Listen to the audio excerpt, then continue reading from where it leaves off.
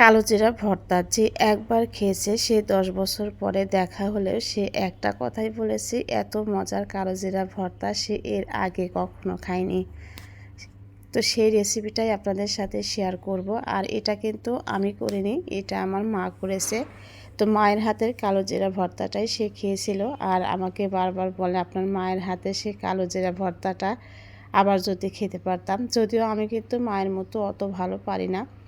তো মা যেহেতু আমার বাসায় এসেছিলো, তো ভাবলাম যে সেই রেসিপিটাই আপনাদের সাথে শেয়ার করি।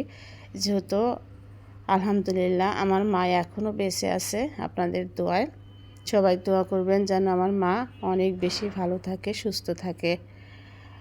তো দেখতে পাচ্ছেন কালো জিরা কিন্তু আমি পরিষ্কার করে ধুয়ে বেটে নিয়েছি।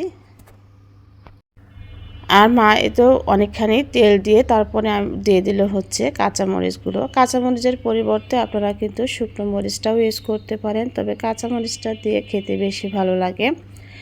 আর এখানে দিয়ে দিল হচ্ছে বেশ অনেকখানি কুচানো রসুন দিয়ে কিছু সময় নেড়ে চেড়ে নেওয়ার পরে এর মধ্যে দিয়ে দেব হচ্ছে কুচানো পেঁয়াজ। আর এই রেসিপিটাতে কিন্তু পেঁয়াজটা একটু বেশি লাগে, তাহলে খেতে বেশি ভালো লাগে। তো যেটা বলছিলাম, মানে আমার বিয়ের পরে আমি যখন পড়াশোনা করছিলাম তখন আমি গ্রামে থাকতাম, আপনাদের ভাইয়া ঢাকাতে থাকতো। তো মাঝে মধ্যে যেত, মা আবার এই কালো জিরা ভর্তাটা দিত, তো পছন্দ করতো। তো একদিন বলতেছে যে আমাকে একটু ভর্তা করে দাও, তাহলে আমি খেতে পারবো, যেহেতু রান্না করে খায়।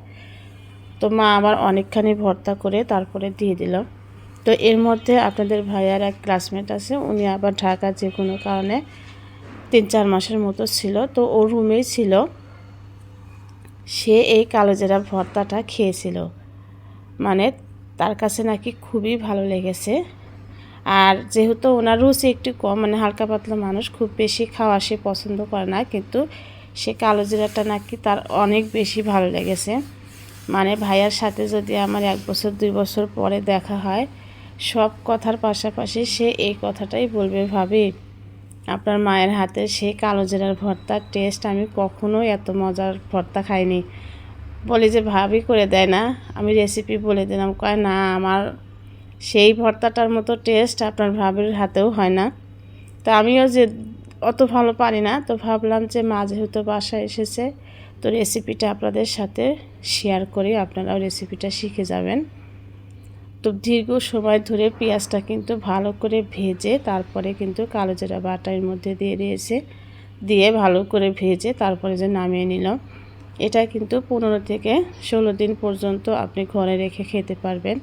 আর যত রেখে রেখে খাবেন খেতে কিন্তু ততটাই ভালো হয়। আর কালো জিরা ভর্তাটা যারা পছন্দ করেন তাদের কাছে আরও বেশি ভালো লাগবে। ভালো লাগলে লাইক, শেয়ার, কমেন্টস